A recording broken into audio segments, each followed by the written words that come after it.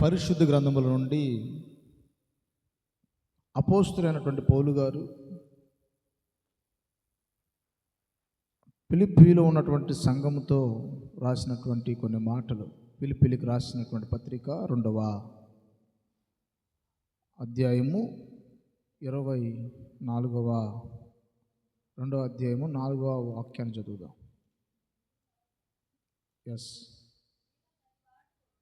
మీలో ప్రతివాడును తమ సొంత కార్యములను మాత్రమే గాక ఇతరుల కార్యములను కూడా చూడవలెను. చాలు చాలు చాలు చాలు. క్రీస్తు యేసునకు కలిగిన మనస్సు మీరును కలిగి ఉండాలి. మనం ఏ మనసు కలిగి ఉండాలంట? ఏ మనసు చెప్పాలి? ఏ మనసు కలిగి ఉండాలి? మరి ఇప్పుడు మనకి ఏ మనసు ఉంది? ఆయన మనసు ఉందా లేదా? మనం ఏ మనసు కలిగినటువంటి వారిగా యొక్క జీవితాన్ని మనము కొనసాగించాలి అంటే, దేవుని యొక్క వాక్యం ఈరోజు మనతో మాట్లాడుతున్నటువంటి మాట ఏంటంటే, ఆయనకి ఒక మనసు ఉంది. ఆ మనసు ఏంటంటే, మీ కొరకు మాత్రమే కాక ఇతరులకు ఏం చేయాలి? ఇతరుల కార్యాల కొరకు చూసుకోవాలి. ఆ మనసు ఎవరిది అంటే, అది యేసయ్య మనస్సు. క్రీస్తు యేసునకు కలిగినటువంటి మనస్సు మీరును కూడా కలిగి ఉండాలి. మన మనసు ఏంటంటే, మన కడుపు నిండిందా లేదా, మన కుటుంబం బాగుందా లేదా, మన పిల్లలు బాగున్నారా లేదా, మన అనని ఒక స్వార్థపూరితమైనటువంటి ఒక విధానంలో మనము జీవిస్తూ ఉంటాము. కానీ దేవుని యొక్క వాక్యం ఏమని సెలవిస్తూ ఉందంటే, మీకోసం కాదు మీరు బ్రతికేది. మీరు ఎవరి కోసం బ్రతకాలి అని అంటే, ఇతరుల కొరకు బ్రతకాలి. అంటే మా భార్యని పిల్లల్ని రోడ్డు మీద పడేసుకోమంటావా పాస్టర్ గారు అని అంటే, వారిని చూసుకుంటానే, వారికి కావాల్సినటువంటి అవసరతలు అక్కర్లు తీరుస్తానే ఇతరుల పనుల్లో కూడా మీరు ఏం చేయాలి? సహాయం చేయాలి. ఇతరుల కార్యక్రమాల్లో మీరు జోక్యం చేసుకోవాలి. ఇతరుల పట్ల ఒక మంచి ఆలోచన కలిగి ఉండాలి. ఇతరులకి పెట్టే విషయంలో మీరు ఎప్పుడు ముందుగా ఉండాలి. ఈ మనసు ఎవరిదంటే, ఇది యేసయ్య మనసు. సంవత్సరాల తరబడి దేవుని యొక్క మందిరానికి వస్తున్నటువంటి మన బ్రతుకులో ఏముండాలంట? క్రీస్తు యేసునకు కలిగినటువంటి మనసు మనకు ఉండాలి. సంవత్సరాలు గడిచిపోతూ ఉన్నాయి, రోజులు గడిచిపోతూ ఉన్నాయి, కానీ మనకి క్రీస్తు యేసునకు కలిగినటువంటి మనసు రావట్లా. మన మనసు మందిరంలో ఉన్నంతసేపు క్రీస్తు యేసుకు కలిగినటువంటి మనసులాగుండిద్ది. ఇలాగుంటే బాగానే ఉండిద్ది అన్నట్టుగా అనిపించింది. కానీ కొంత దూరం పోయిన తర్వాత ఒకడెవడు మతిమరిపోడు ఉంటాడంట. ఎవడు? ఆ మతిమరిపోడుకు వాడికి ఏం చెప్తారంటే, ఏదో మొత్తానికి ఎక్కడికో వెళ్ళి ఏదో ఊరు వెళ్ళాడంట, అక్కడ అరిసెలు తిన్నాడంట. అర్థమవుతుందా? అరిసెలు తిని ఏదో బాగున్నాయి, ఇటు పేరు ఏం పేరు అని అడిగితే అరిసెలు అయ్యా అని చెప్పారంట, అరిసె అని చెప్పారంట. ఈడేం చేశాడంటే, ఇంటికి వెళ్ళి నా భార్యకి చెప్పి నేను కూడా వండించుకొని తినాలి అని ఈడేం చేస్తున్నాడంటే, దారి పొడుగుతా అరిసె అరిసె అరిసె అనుకుంటూ వస్తుందంట. ఎందుకు మర్చిపోతున్నామోనని అరిసె అరిసె అరిసె అని అనుకుంటూ వస్తా మధ్యలో ఏదో మొత్తానికి ఒక కాలువ ఏదో ఎదురైందంట. దాన్ని జంపు చేయాల్సిన పరిస్థితి అంట. ఏం చేయాలి? జంపు చేసేటప్పుడు ఇది అరిసె అరిసె అనుకుంటూ వచ్చాడు. ఆడదాకా రాగానే హైదరాబాద్లా అంట. ఈ అరిసి పోయి ఇంక అక్కడి నుంచి ఏం చేస్తున్నాడు? హైదరాబాద్ అనుకుంటా మొత్తానికి మన భార్య దగ్గరికి వెళ్ళాడంట. భార్య దగ్గరికి వెళ్ళగానే భార్యకి చెప్తున్నాడంట, ఏమే నేను ఒక ఊరు వెళ్ళాను, అక్కడ హైదరాబాద్ తిన్నా, భలే ఉంది, నువ్వు కూడా అది చేయి అంటున్నట్ట. హైదరాబాద్ అంటే ఏంటిదండి? అది ఏందంటే, చేయి, నువ్వు వండుతావా వండవా, వండబడిద్దని నువ్వు ఈ వంకలని చెబుతున్నా, నాకు హైదరాబాద్లో వండి పెట్టాల్సిందే, నేను తినాల్సిందే, అవి భలే ఉన్నాయి అంటున్నంట. ఈ హైదరాబాద్లో ఏంటిదండి, నాకు తెలియదండి, నేను ఎప్పుడు చూడలేదన్నట్టే, నువ్వు వండాల్సిందే అని ఎంతసేపటికి అంక అర్థం కాపోయేసరికి ఏం చేశాడంటే, చెంపకేసి ఒక పీకి బీకాడంట. పీకి పీకంగా చుట్టుపక్కల వాళ్ళు అందరూ వచ్చారంట. ఏమైందమ్మా అంటే, అయ్యా ఇట్లా అరిసెలో ఈ ఐత్రి బల్ల వండమంటున్నాడు, అదేమో నాకు అర్థం కావట్లేదు అనని ఈ భార్య ఆ వచ్చిన వాళ్ళకి చెప్పిందంట. ఇంకొక ఆమె వచ్చి, ఏంది నీ బోర అరిసె పొంగినట్టు పొంగింది అందంట. అరిసె అది కావాలి నాకు, అది వండి పెట్టు. అట్లాగే నా ప్రియ దేవుని బిడ్డలారా, మన పరిస్థితి కూడా ఈ మందిరంలో ఉన్నంతసేపు క్రీస్తు యేసునకు కలిగినటువంటి మనసు ఉన్నటువంటి వారుగానే మన యొక్క ఆలోచన విధానం ఉండిద్ది. ఆటో ఎక్కంగానే స్టార్ట్ అయిద్దాము. ఇక ఈ మనిషి ఏడ ఇడిచిపెట్టిపోతారు. ఇక్కడికి రాగానే మరలా ఈ కారు మెకానిక్లు, బైక్ మెకానిక్లు ఏం చేస్తారంటే, వాళ్ళకి ఒక డ్రెస్ ఉండిద్ది, ఆయిల్గా మరకలుగా డ్రెస్ ఏం చేస్తారంటే తీసుకెళ్ళి ఆ షోరూంలోనో వాళ్ళు చేసే షెడ్లోనో తగిలిస్తారు. సాయంత్రం కాగానే ఆ డ్రెస్ చేంజ్ చేసుకొని నీట్గా ఏదో ఒక సాఫ్ట్వేర్ ఉద్యోగం చేస్తున్నట్టుగా నీట్గా రెడీ అయ్యి టక్ చేసుకొని వారి యొక్క ఇంటికి వెళ్ళేటప్పుడు అట్లా వచ్చేస్తారు. మరలా నీట్గా రెడీ అయ్యి మరలా వెళ్తారు. ఆడికి వెళ్ళంగా ఏం చేస్తారు, మళ్ళీ ఆయిల్ కొట్టలే. అట్లాగనే జీవము కలిగినటువంటి దేవుని మందిరానికి వస్తున్నటువంటి మన బ్రతుకులో ఇక్కడ ఎవరు ఏ డ్రెస్ తగిలించిపోతున్నారు, మళ్ళీ రాగానే ఎవరో ఏది తగిలించుకొని వస్తున్నారు, ఒకసారి ఆలోచన చేసుకోవాలి. అర్థమైందా? అర్థం కాలేదు నా మాట? అర్థమైతే ఒకసారి స్తోత్రం చెప్పండి. హల్లెలూయా, హల్లెలూయా. అక్కడ ఒక డ్రెస్సు, ఇక్కడ ఒక డ్రెస్సు. ఇక్కడికి రాగానే భక్తి అనబడుతున్నటువంటి వస్త్రాన్ని ధరించుకుంటారు. ఈ మందిరం విడిచిపెట్టి గనక పంజరంలో చిక్కిన చిలకని ఇడిచిపెడితే అది ఎట్ట పరిగెత్తిద్దో తెలియదు, కానీ ఎట్ట ఎగురుకుంటూ వెళ్ళిపోద్దో తెలియదు. కానీ మందిరంలో నుంచి బయటికి వెళ్ళిన తర్వాత మన మనసు, మన యొక్క విధానము, మన యొక్క వైఖరి ఎలాగైపోతుంది. క్రీస్తు యేసునకు కలిగినటువంటి మనసు మీకు కలిగి ఉండాలి అని వాక్యము ఈరోజు మనతో మాట్లాడుతూ ఉంది. మనము ఏ మనసు కలిగినటువంటి వారిగా ఉన్నాము, ఏ మనసు పొందుకొని మనం వెళ్ళాలి. రోజులు మారుతున్నా, సంవత్సరాలు మారుతున్నా, కానీ క్రీస్తు యేసునకు కలిగినటువంటి మనస్సు మనము పొందుకోలేకపోవడానికి గల కారణాలేంటి అంటే స్వార్థం. ప్రతిదీ స్వార్థమే. మన బిడ్డలు, మన కుటుంబము, మన భర్త, మన భార్య. అర్థమవుతుందా? ఇది క్రీస్తుకు కలిగినటువంటి మనస్సు కాదు.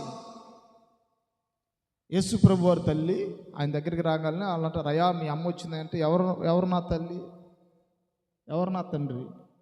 నా తండ్రి చిత్త ప్రకారం ఎవరైతే చేస్తారో వాళ్ళే నా తల్లి కానీ నా తండ్రులు కానీ. ఎవరి చిత్త ప్రకారం చేయాలంటే ఇది క్రీస్తు యేసునకు కలిగినటువంటి మనసు మనము కలిగి ఉండాలి.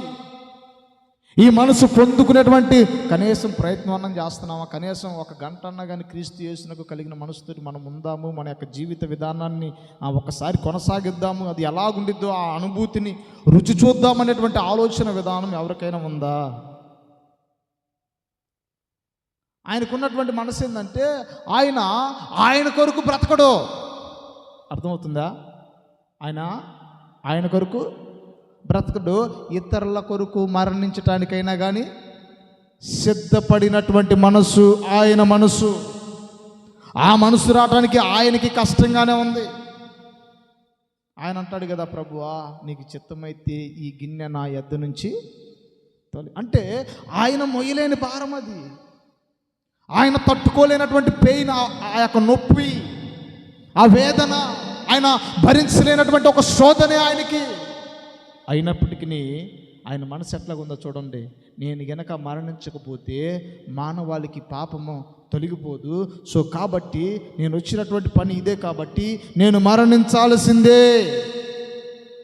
మరణించేటప్పుడు నేను గాలాల వంటి కొరడాలతో కొడతారు, అప్పుడు నీకు నొప్పి పుట్టదా? నొప్పి పుట్టిద్ది. తల్లో ముళ్ళ కిరీటం గుచ్చితే ఆ తల అంతా గాయాలైపోయి ఆ గాయాల నుంచి రక్తం కారుదా? కారిద్ది. తలలో చిన్న రక్తం గడ్డగట్టితేనే ఒక పక్క రక్తం గడ్డగట్టితేనే ఒక పక్క అంత పని చేయకుండా పోయింది. అటువంటిది విషపూరితమైనటువంటి ముళ్ళుతోటి ఒక కిరీటాన్ని అల్లి ఆయన తల మీద పెట్టి ఒక కర్రతోటి ఆ యొక్క కిరీటాన్ని కొడితే ఆ ముళ్ళు ఆ మెదడులోకి సొచ్చుకొని పోయినప్పుడు ఆ బాధ తీవ్రత తట్టుకోలేనిది, సహించలేనటువంటి బాధ. ఇంత బాధ నువ్వు ఇతరుల కొరకు ఎందుకు పడాలి అంటే అది ఏ మనసు అంటే క్రీస్తు యేసునకు మనసు అంటే అది.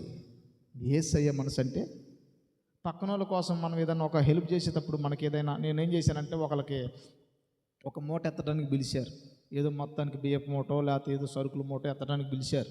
ఆ మూట ఎత్తడానికి వెళ్ళి ఇట్లాగ పెట్టుకుని ఆ మూట పైకి ఎత్తి వాళ్ళ మీద పెట్టేటప్పుడు నా ఏలు ఏమైందంటే ఇట్లా వెనుకొచ్చి దగ్గరగా ఒక నెల రోజుల దాకా ఆ నొప్పి పోల. అప్పుడు నేనేమనుకున్నాను తెలుసా, నీకు అసలు అంత అవసరం అంటవా, అంత సహాయం చేయడం అవసరమా? ప్రశాంతంగా మచ్చడం కూర్చున్నట్టు అది నీ ఏలు బాగుండేదే కదా, నీకెందుకు అంత పని, ఎందుకు అంత అవసరం ఏంటి, అంతలా తీపేంటి, ఎవడో ఒకడు ఎత్తేవాడే కదా, నువ్వెందుకు పోయావు అని నా మనస్సాక్షి నాతో మాట్లాడుతూ ఉంది. అప్పుడు నాకు వచ్చిన ఆలోచన ఏందో తెలుసా, ఇది క్రీస్తు యేసునకు కలిగిన మనసు. దేవుని నామానికి మహిమ కలుగునుగాక. మనము గాయమైపోతున్నా, గాయాలు మనకు తగులుతున్నా మనము ఏం చేయాలంటే, నా ప్రియ దేవుని బిడ్డలారా, క్రీస్తు మనస్సు వల్లే మనము ఇతరులకు సహాయం చేసేటువంటి వ్యక్తులుగా మనము మార్చబడాలి. ఒక యోబు గురించి ఒక చరిత్రకారుడు ఒక మాట ఏమని మాట్లాడతాడంటే, యోబు గారికి నా ప్రియ దేవుని బిడ్డలారా ఒక ఎలర్జీ, ఒక పుండులు వచ్చి అవి బాగా దురదబుడతా ఉంటాయంట, గోగుతూ ఉంటాయంట. అవి గోక్కోటానికి గోరులు సరిపోక చిల్ల పెంకులు అంట. మొత్తానికి ఆ చిల్ల పెంకులు తీసుకొని ఆయన ఏం చేస్తాడంటే గోక్కునేవాడంట. ఏం చేస్తాడు, ఆడితోటి గోక్కునేటప్పుడు ఆ పుండుల్లో ఉన్నటువంటి ఆ యొక్క గాయాల్లో ఉన్నటువంటి పురుగులు ఆ గోకినప్పుడు కింద పడతాయంట. కింద పడితే నా ప్రియ దేవుని బిడ్డలారా, వామ్మో ఈ పురుగులు చనిపోతాయేమో అని చెప్పేసి ఆ పురుగుల్ని ఏరుకొని మరలా తన గాయాల్లో వేసుకునేవాడంట. దేవుని నామానికి మహిమ కలుగునుగాక. ఈ మనసు వచ్చిద్దా? ఆ పురుగు అసమటి మనకు తగిలితే గనక దాన్ని ఏం చేస్తాం, ఏ పొల్లో రాయో తీసుకొని దాన్ని పొడిసి గుచ్చి సావో అని దాన్ని చంపిందాక తలలో పేను దొరికితే వదిలిపెడతారా పాపం? చెప్పు, తలలో పేను దొరికితే వదిలిపెడతారు దాన్ని రెండు గోర్ల మీద వేసుకొని కటక్కని శబ్దం వచ్చిందాక, ఆ శబ్దం వచ్చి అంత ఆనందంగా ఉండిద్దో, అమ్మ చిటక్కందని ఎంత ప్రాణానికి సంతోషంగా ఉండిద్దో, చిటక్కనే తట్టు గుచ్చానని. అర్థమవుతుందా? దేవుని నామానికి మహిమ కలుగునుగాక. హల్లెలూయా. మనం ఏ మనసు కలిగి ఉండాలంటే, క్రీస్తు యేసునకు కలిగినటువంటి మనసు మనము కలిగి ఉండాలి. ఆ వచనం మరొకసారి చదవండి. ఫిలిప్పీయులకు రాసిన 2వ పత్రిక 4వ అధ్యాయము 4వ వచనం. మీలో ప్రతివాడును సొంత కార్యక్రమాలను మాత్రమే గాక, అంటే మీ సొంత పనులు చూసుకోవద్దని చెప్పట్లా, మీ సొంతానికి కావాల్సినవి మీరు చూసుకోండి. మీ సొంతానికి మీకు అవసరమైనంతటువంటి అవసరతలు మీరు తీర్చుకోండి. అంత మాత్రమే కాక, ఏమంటున్నాడు ఇక, మాత్రమే కాక ఇతరుల కార్యములను కూడా చూడవలెను. ఇది ఒక్కటి మాకు నచ్చదండి, మాది ఒడికి చేసుకున్నాం అంతవరకు ఓకే, ఇది బాగానే ఉంది. కానీ ఇతరుల పనులు మాకేం పని, మాకంత అవసరం ఏంటి? మాది మేము చూసుకుంటే సరిపోయింది, ఇతరులతో మాకెందుకు అసలు? మా బతుకు మేము బతుకుతున్నాం, వాళ్ళకి సహాయం చేయాల్సిన అవసరం ఏంటి, వాళ్ళకి హెల్ప్ చేయాల్సిన అవసరం ఏంటంటే, దేవుని యొక్క వాక్యం దానికి అంగీకరించటలా. దేవుని యొక్క వాక్యం ఏమని మాట్లాడుతుందంటే, నా ప్రియ దేవుని బిడ్డలారా, ఇతరుల కార్యాలు కూడా చూడాలి. ఎందుకు చూడాలంటే, క్రీస్తు యేసునకు కలిగిన ఈ మనస్సు మీరు కలిగి ఉండండి. ఆయన కోసం జీవించడానికి ఈ భూమి మీదకి దిగిరాలా. ఆయన ఇతరుల కొరకే ఆయన బ్రతుకు దినముల మొత్తము, నా ప్రియ దేవుని బిడ్డలారా, ఆయన ఇతరుల కొరకే ఒక వయసు వచ్చిన దాకా తల్లిదండ్రులకి హెల్ప్ చేస్తూ వచ్చాడు. తండ్రి పనిలో, వడ్రంగి పనిలో ఆయన తోడుగా ఉండి ఆ పనిలో సహాయం చేస్తూ వచ్చాడు. పెద్దవాడైన తర్వాత తండ్రి చిత్తాన్ని నెరవేర్చాలి కాబట్టి ఒక్క క్షణము తీరిక లేక ఆయన సువార్త చేస్తూ ఉన్నాడు. గుడ్డివారు ఒకసారి అయితే 3 దినాలు రేయి పగలు ఆయన మాట్లాడుతూనే ఉన్నాడు. ఒకరోజు మనము దేవుని సన్నిధిలో కూర్చోవాలంటేనే మనకి ఇసుకెత్తిపోయింది. ఒకరోజు మనము దేవునితో గడపటానికే తల్లడిల్లిపోతూ ఉంటాం. కానీ 3 రోజులు, నా ప్రియ దేవుని బిడ్డలారా, ఎంత ఓపిక ఉండాలి. లక్షల మంది జనం, ఒక 10 మందికి దేవుని యొక్క మాటలు చెప్పాలంటేనే అర్థం కానటువంటి పరిస్థితి. 10 మందిని అందరిని ఒక కాడి మీదకి తీసుకొని రావాలంటే చాలా కష్టమైనటువంటి పని. అట్లాంటిది లక్షల మందిని కూర్చోబెట్టి ఆయన 3 దినాలు మాట్లాడుతూ ఉన్నాడంటే నా ప్రియ దేవుని బిడ్డలారా, ఆయనకున్నటువంటి ఆ యొక్క వైరాగ్యము, ఆయనకున్నటువంటి ఆశ ఎటువంటిది అంటారు? రెస్ట్ తీసుకోవచ్చు కదా, పగలు చెప్పాడు అయిపోయింది, నేను రెస్ట్ తీసుకుంటా, రేపు పొద్దున రాండి భక్తులారంటే రారా? నా ప్రియ దేవుని బిడ్డలారా, అది క్రీస్తు యేసునకు కలిగినటువంటి మనసు. సరే వాక్యం చెప్పాడు, వాళ్ళే పోతారు లేదో చేస్తారు అనుకోలా, వాళ్ళకి ఆహారం కూడా పెట్టి పంపించాలి. ఆత్మ సంబంధమైనటువంటి ఆహారం పెట్టాడు, తర్వాత శారీరక సంబంధమైనటువంటి ఆహారం కూడా. ఆయన మనసు ఎట్టాగుందో చూడండి ఒకసారి. మన ఇంటికి ఎవరైనా వస్తే వాళ్ళకి ఏదైనా పెట్టి పంపించాలంటే మనసు ఒప్పుకోదు కొంతమందికి. కొద్దిగా పిల్లలకు కావాలి, అర్థమవుతుందా? లోపల దాచిపెట్టు. ఏ మనసు ఇది? ఇది యేసయ్య మనసా? యేసయ్య అట్లాగనుకుంటే ఆకాశంలో ఉన్నటువంటి దేవుడు, ఆయన భూమి సింహాసనము, ఎంత సుందరుడు, ధవలవర్ణుడు, రత్నవర్ణుడు, మనోహరుడు, అతికాంక్షణీయుడు, శరేపులు కెరపులతో నిత్యము గాన ప్రతిగానములు చేయబడుతున్నటువంటి దేవాతి దేవుడే మానవ స్వరూపిగా ఈ భూమి మీదకి దిగివచ్చి శ్రమలు భరించాడు. అంత అవసరం ఏంటి ఆయనకి? ఆయన కూడా తన ప్రియకుమారుని పంపించడం దేనికి? అయ్యా నువ్వు ఎక్కడే ఉండయా, దేవదూతల మధ్య ఆరాధించబడతా, సింహాసనం మీద ఆసీనుడై ఉండి ప్రశాంతంగా ఎక్కడే ఉండు నా కుమారుడు అని తండ్రి ఆయన కుమారుడితో అనొచ్చు కదా. ప్రధాన శిల్పిగాను ప్రధాన పాత్రగాను ఆయన ఉన్నాడు కదా. కానీ తన ప్రియకుమారుని సైతము మన కొరకు బలి అర్పించడానికి సిద్ధపడినటువంటి దేవుడు, ఆయన పేరే నజరేయుడైన యేసు. ఈ మనసు ఏ మనసు అంటే ఇది యేసయ్య మనసు. ఇదే మనసును ఉన్నటువంటి యేసయ్య కాబట్టి అంత మనసు ఉందండి. మనుషులకి ఎందుకు ఉండిద్ది? రక్త మాంసంతో కలిగిన వాళ్ళ సీవిని ఎత్తురు ఉండిద్ది, మా పరిస్థితులు వేరు అని అంటారా? కానీ అదే మనసు పొందుకున్నటువంటి భక్తుల జీవితాన్ని కూడా నేను మీకు జ్ఞాపకానికి తీసుకుని వస్తాను. దేవుని నామానికి మహిమ కలుగును గాక. హల్లెలూయా. ఫిలిప్పీయులకు రాసిన పత్రిక 3వ అధ్యాయము 5, 8 వచ్చిన భాగాలు చదవండి. 8వ దినమున సున్నతి పొంది తిని ఇశ్రాయేలీయుల వంశస్థుడైన బెన్యామీను గోత్రములో పుట్టి హెబ్రీల సంతానమైన హెబ్రీయుడనై ధర్మశాస్త్ర విషయమును పరిచయుడనై ఆసక్తి విషయము సంఘమును హింసించువాడునై ధర్మశాస్త్రము వలనని నీతి విషయము అనిందుడనై ఉంటిని.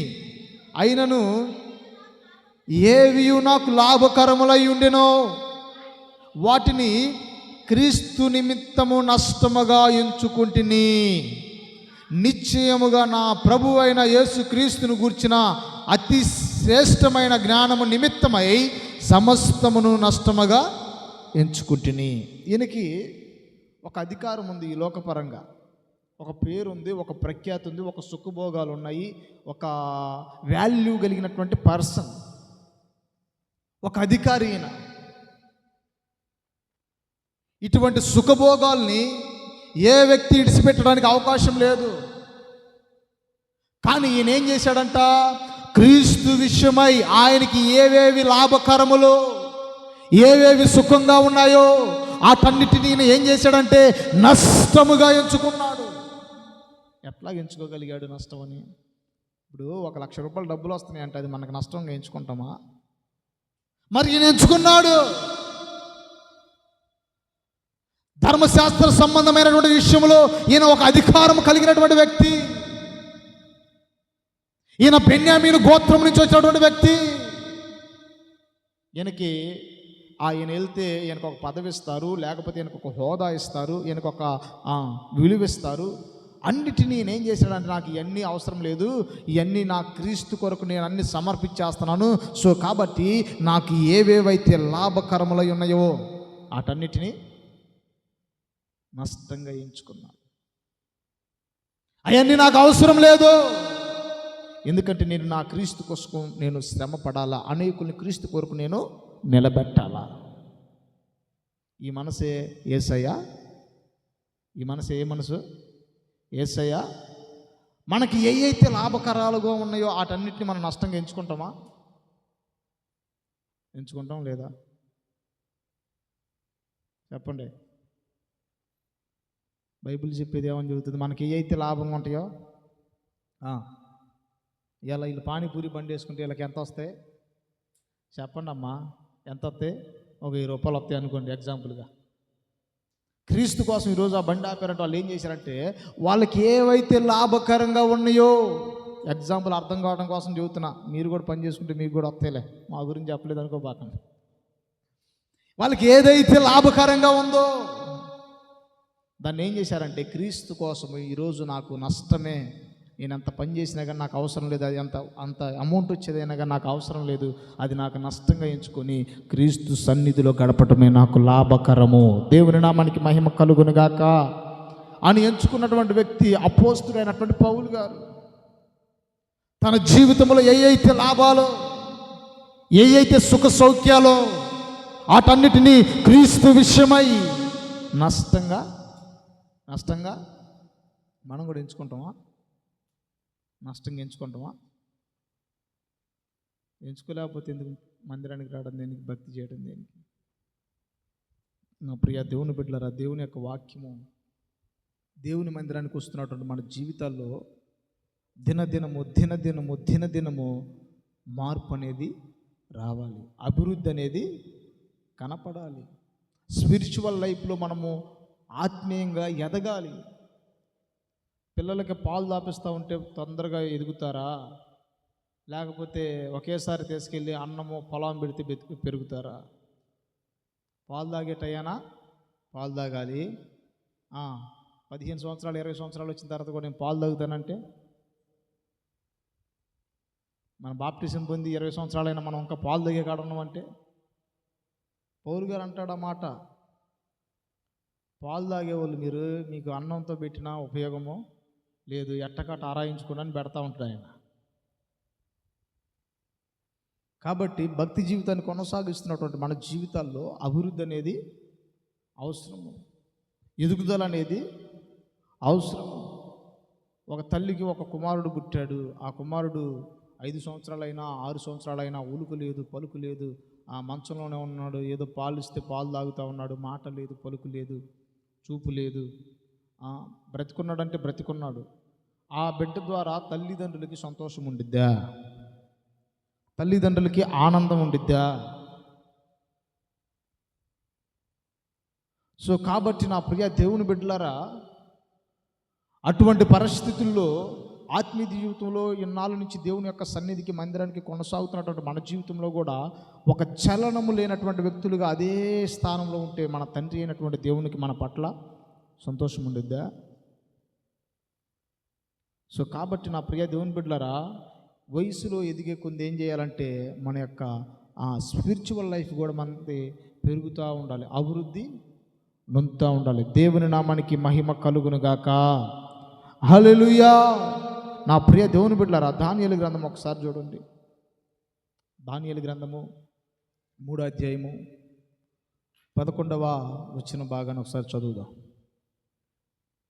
Daniel chapter 3:11 and 12. సాగిలపడి నమస్కరింపని వాడెవడో వాడు మండుచున్న అగ్నిగుండములో వేయబడును. చాలండి. ఇక్కడ ఏముందంటే షడ్రకు, మెషకు, అబేద్గనో అనబడుతున్నటువంటి ఒక 3 వ్యక్తులు మనకు అక్కడ కనపడతారు. రాజు ఒక బంగారపు ప్రతిమను నిలబెట్టి దానికి ఎవరైతే సాగిలపడతారో, దానికి ఎవరైతే నమస్కరిస్తారో, నా ప్రియ దేవుని బిడ్డలారా, వారిని బ్రతకనివ్వండి, మిగతా వాళ్ళని తీసుకొచ్చి అగ్నిగుండంలో పడవేయండి అని చెప్పినప్పుడు అందరూ దాని ఎదుట ఏం చేశారంటే సాగిలపడ్డారు. అందరూ దాని ఎదుట. ఎందుకంటే అది ప్రధానమంత్రి ఆజ్ఞ. ఎవరాజ్ఞ అంటే దేశము మొత్తము పరిపాలించాల్సినటువంటి ఆజ్ఞ, దేశమంతా దానికి తల వంచాల్సినటువంటి ఆజ్ఞ, దేశమంతా అంగీకరించాల్సినటువంటి ఆజ్ఞ. ఏంటంటే రాజు నిలబెట్టినటువంటి ఆ యొక్క బంగారపు ప్రతిమకు సాగిలపడి నమస్కరించాలి. లోకులందరూ ఉన్నారు. అందరూ యేసయ్యా మమ్మల్ని క్షమించి ప్రభువా, ఈ పరిస్థితి నువ్వు తెలుసు కదా, నువ్వు ఎరుగుతూ కదా అయ్యా, హృదయాంతరంగాలు ఎరిగినోడుగు, అర్థమవుతుందా? నీకు తెలియకుండా ఏం జరగదు కదా అయ్యా, మనసులో మాత్రమే నీకోసమేనయ్యా, నీకల్లేనయ్యా, ఏదో పైకి వరకు అట్ట నమస్కారం పెడతానయ్యా, నువ్వేమనుకోబాకయ్యా అని అందరూ ఏం చేశారంటే డౌన్ అయిపోయి అందరూ ఆ యొక్క ప్రతిమ దగ్గర నమస్కరించారు. అందరూ వంగిపోయారు. అందరూ వంగిపోతే ముగ్గురు వ్యక్తులు నిటారుగా నిలబడి ఉన్నారు. అరే, ఆ ముగ్గురు వ్యక్తులు ఎవరని రాజుకి కోపం వచ్చింది. కారణం ఏంటంటే ఎవడైతే నమస్కరించడో వాడిని తీసుకెళ్ళి అగ్నిగుండంలో పడేస్తాం. వాళ్ళు కూడా ఏదో సింపుల్గా ఒక దండం కొట్టి ఒక సలాం కొట్టి ఆ సాల్లే ప్రభువా అని అనుకునేటువంటి భక్తులు కాదు వాళ్ళు. వాళ్ళ యొక్క భక్తి విధానం ఎలాగున్నదంటే, మేము చనిపోయినా పర్వాలా, నా దేవుని కొరకు నేను మాత్రము ఈ యొక్క ప్రతిమకు సాగిలపడి నమస్కారము చేయను. మనమైతే ఈ తప్పు తర్వాత ఒప్పుకోవచ్చు, ప్రభువా నీకు స్తోత్రం, నాకు ఆత్రం అని ఇట్లా పడి లేచి తర్వాత ఇంటికి పోయి ప్రభువా అట్టుబడి వచ్చానయ్యా, క్షమించాయా, పరిస్థితి నీకు తెలియందే ఉందయ్యా, మరి అట్టకట్ట ఏం చేస్తాం? అట్లాగా సర్ది చెప్పే ప్రయత్నం చేస్తాం. వాళ్ళు రాజుతో మాట్లాడుతున్నారు. ఏ మాట? ఇదిగో రాజు, నువ్వు నిలబెట్టినటువంటి ఆ యొక్క బంగారపు ప్రతిమకు సాగిలపడి మేము నమస్కరించము. ఎందుకంటే నువ్వు అగ్నిగుండంలో వేస్తే మా దేవుడు రక్షించడానికి సమర్థుడు, శక్తి కలిగినటువంటి దేవుడు అని మళ్ళీ ఇంకో మాట ఏమన్నారు తెలుసా? ఒకవేళ ఆయన మమ్మల్ని రక్షింపకపోయినా పర్వాలేదు, కానీ ఈ యొక్క బంగారపు ప్రతిమకు మాత్రము సాగిలపడి నమస్కరించు. అంటే వాళ్ళ యొక్క విశ్వాసం ఎలా ఉంది? వాళ్ళ విశ్వాసంలో ప్రభు వైపే ఉంది, వాళ్ళ యొక్క అవిశ్వాసము కూడా ప్రభు వైపే ఉంది. కాస్త అన్న బోధపడిందా భక్తులారా? అర్థమైందా? వాళ్ళు విశ్వాసంలో ప్రభుతోనే ఉన్నారు, కానీ అవిశ్వాసంలో కూడా మళ్ళీ ప్రభుతోనే ఉన్నారు. ఒకవేళ మేము ఆరాధిస్తున్నటువంటి దేవుడు, మేము నమ్ముకున్నటువంటి దేవుడు మమ్మల్ని రక్షింపకపోయినా పర్వాలేదు అంటే ఆ అగ్నిలో కాలి మసి అయిపోయి బూడిదైపోవడానికి కూడా మేము సిద్ధమే, కానీ ఆ ప్రతిమకు మాత్రము సాగిలపడి నమస్కరించే ప్రసక్తి లేనే లేదు అనగానే రాజుకి బాగా కోపం వచ్చి, అరే అగ్ని ఎట్ట మండుతుంది? కొద్దిగా మోయనంగా మండుతుందయా, దాన్ని 7 అంతలు రెట్టింపు చేయండి అన్న. 7 అంతలు రెట్టింపు చేశారు. 7 అంతల వేడి మిగిలినటువంటి అగ్నిగుండం. ఆ అగ్నిగుండం ఎలాగుందంటే, వీళ్ళని తీసుకెళ్ళి ఈ ముగ్గురిని షడ్రక్ మెషక్ అబేద్గోని ఈ ముగ్గురిని తీసుకొని పోయి ఆ అగ్నిగుండంలో పడవేద్దాం అనుకున్నటువంటి వారి యొక్క మొహాలు, కాళ్ళు, చేతులు అన్ని కాలిపోయి తాటలు లేచిపోయినాయి. పడేసిందేమో వాళ్ళని, తాటలు లేచిందేమో వీళ్ళకి. అర్థమైందా? ఎందుకని అక్కడ రాయబడిందంటే ఆ అగ్నిగుండం అంత వేడి కలిగినటువంటి అగ్నిగుండం. దేవుడు మాకు మేలు చేస్తాడు కాబట్టి మేము దేవుణ్ణి నమ్ముకొని ఉన్నాము. దేవుడు మా జీవితాల్లో అద్భుతాలు చేస్తాడు కాబట్టి ఆయన మేము నమ్ముకొని ఉన్నాము. దేవుడు మా జీవితాల్లో మంచి చేస్తాడు కాబట్టి ఆ దేవుణ్ణి మేము నమ్ముకొని ఉన్నాము. దేవుడు మా కుటుంబాల్లో ఆరోగ్యాన్ని ఇస్తాడు కాబట్టి ఆ దేవుణ్ణి మేము నమ్ముకొని ఉన్నాము అనని వీళ్ళు ఏమంటారంటే, ఒకవేళ ఆ దేవుడు మా జీవితాల్లో అద్భుతాలు చేసినా చేయకపోయినా, ఆశ్చర్యకార్యాలు చేసినా చేయకపోయినా, ఆరోగ్యాన్ని ఇచ్చినా ఇయ్యకపోయినా, మాకు ఆస్తిపాస్తులు ఉన్నా పోయినా, మేము ఆరాధిస్తున్నటువంటి జీవము కలిగిన దేవుణ్ణి ఇడిసేదే లేదు. అది విషయం. అసలు వాళ్ళ వైరాగ్యం అది. అర్థమవుతుందా?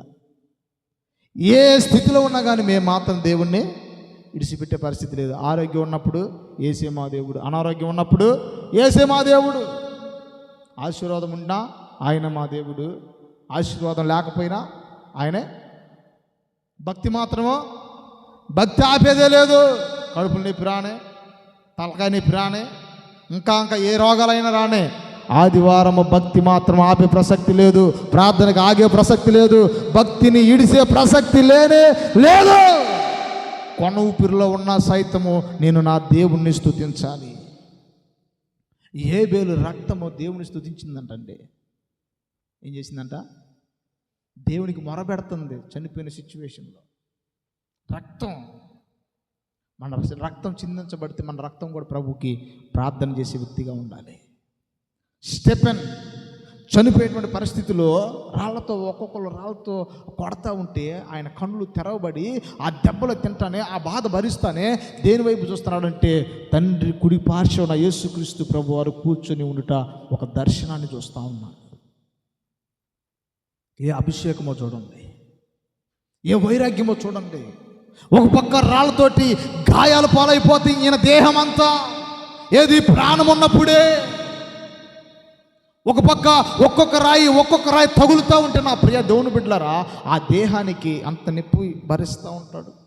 ఆ సిచ్యువేషన్లో ఎవరంటారు? అమ్మా, అయ్యా, అబ్బా, నాయనా, ఎవరన్నా ఉంటే కాపాడండిరా, ఆపండిరా బాబు అంటారు.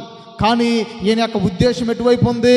నేను చనిపోతే నా దేవుని దగ్గర నేను ఉంటాను కాబట్టి నా దేవుడు కుడి పార్శ్వమందు కూర్చొని ఉన్నాడు. ఆ యొక్క సిచ్యువేషన్ని చూస్తూ ఉన్నటువంటి వ్యక్తి స్టెఫెన్. ఈ లోకంలో ఏ అయితే లాభకరంగా ఉన్నాయో అవన్నీ క్రీస్తు కోసము నష్టంగా ఎంచుకున్నటువంటి అపోస్తులు.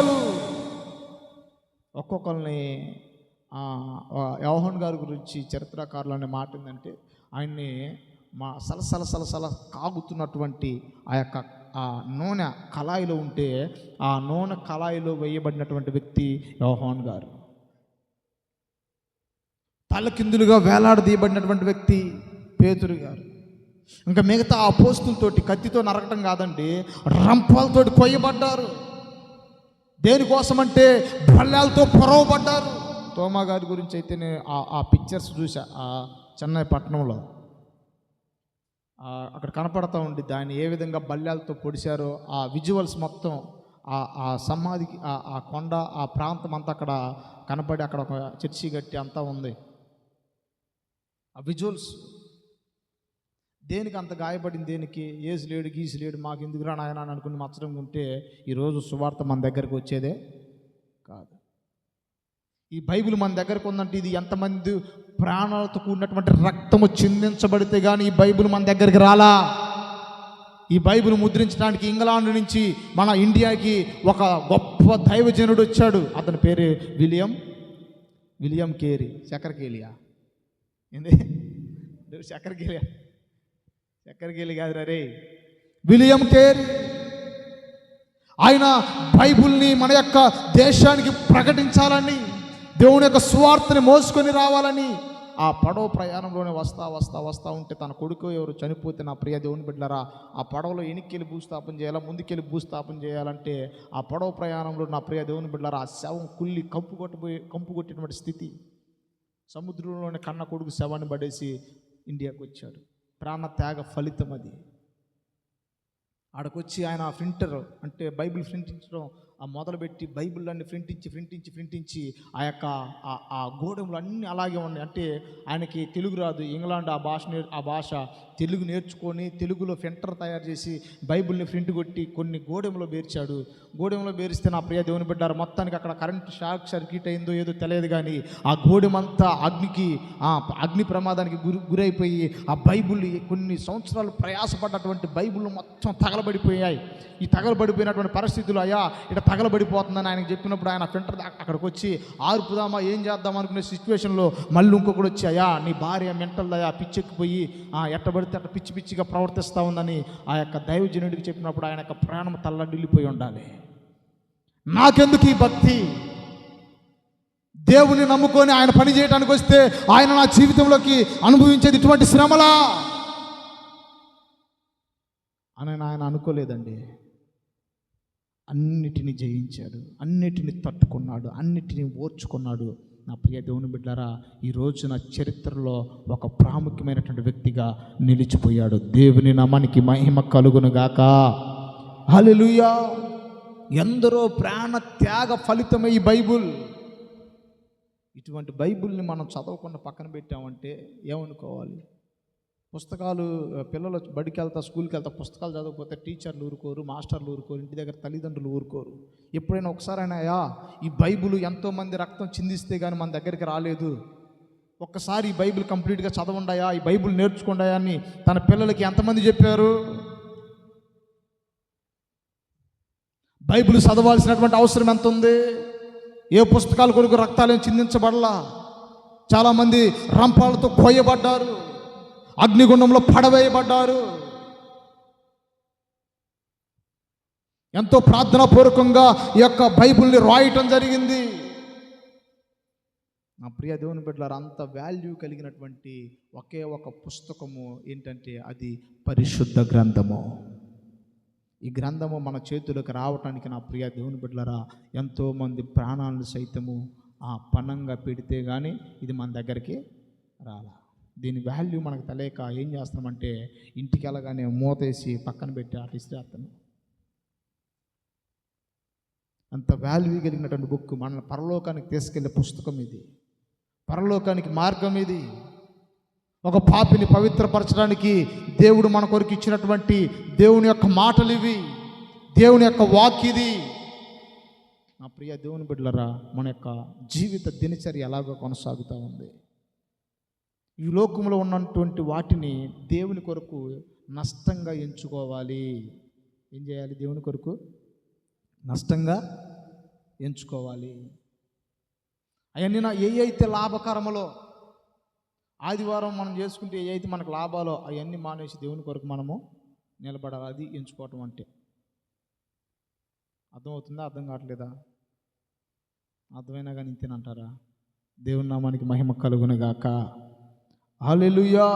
నా ప్రియ దేవుని బిడ్డలారా, దానియేలు గ్రంథం 3:19 చూస్తే అగ్నిని 7 అంతలు ఎక్స్ట్రా చేసి అందులో వారిని పడేసినారు. నా ప్రియ దేవుని బిడ్డలారా, దానియేలు గ్రంథం 3:22 చూస్తే ఏముండిద్దు చూడండి ఒకసారి. ఆ అగ్ని వేడికి దెబ్బకు తట్టుకోలేక ఎవరైతే వాళ్ళని విసరటానికి వెళ్ళారో వాళ్ళు ఏమైపోయారంట? చచ్చిపోయారంట ఒకేసారి. ఎవరు వాళ్ళు? వాళ్ళని విసరటానికి వెళ్ళిన వాళ్ళు ఆ అగ్ని జ్వాలలు ఇలా తగిలి వీళ్ళు చచ్చిపోయారు. అగ్నిగుండంలో పడ్డవాళ్ళు చనిపోలా. దేవుని యొక్క ఆ పని విషయంలో అలా నిలబడితే ఇట్లాంటి ఆశీర్వాదాలు చూస్తాం. నా ప్రియ దేవుని బిడ్డలారా, ఇంకొద్ది ముందుకెళ్తే మనకు అక్కడ ఏమని కనపడతా ఉంటుందంటే నా ప్రియ దేవుని బిడ్డలారా, దానియేలు గ్రంథం 3:22 చూసినాం కదా. అక్కడ మోషే ఐగుప్తు సుఖభోగాలను విడిచిపెట్టి దేవుని ప్రజలతో ఏం చేశాడు? ఆయన ఐగుప్తుకి రాజు అవటానికి ఇష్టపడలేదు, కానీ దాన్ని ఏం చేశాడంటే క్రీస్తు ప్రజలతోటి మనము శ్రమలను అనుభవించటం మనకి మేలనుకొని నా ప్రియ దేవుని బిడ్డలారా ఐగుప్తు సుఖభోగాలను సైతం విడిచిపెట్టి క్రీస్తు బిడ్డలతో కలిసి శ్రమలు అనుభవించటానికి నా ప్రియ దేవుని బిడ్డలారా ఆయన తన యొక్క మనసుని సిద్ధపరుచుకున్నాడు. దేవుని నామానికి మహిమ కలుగునుగాక. అట్లాంటి అవకాశం మనకొస్తే ఏం చేస్తాం? ఆదివారం కూడా డ్యూటీ ఉండిద్ది, మీకు నెలకు ₹1,00,000 జీతం అంటే మనసులో ప్రార్థన చేసుకోవచ్చు, ముందు డ్యూటీ ముఖ్యమని వెళ్ళిపోతాం. కానీ ఈయన ప్రధానమంత్రి అవ్వాల్సినటువంటి సిచ్యువేషన్ ఉంది మోషే గారికి. దేవుని ప్రజలతో వెళ్ళి తేపకు దూషించడం, నిందించడం, ఆయన మాట వినకుండా ఉండటం, లెక్క చేయకుండా ఉండటం, ఇసుకిస్తూ ఉన్నారు ఆయన్ని. ఎట్లాంటి వాళ్ళతో ఉండటం మంచిదా? ఐగుప్తుకి రాజు అయి ఉండటం మంచిదా?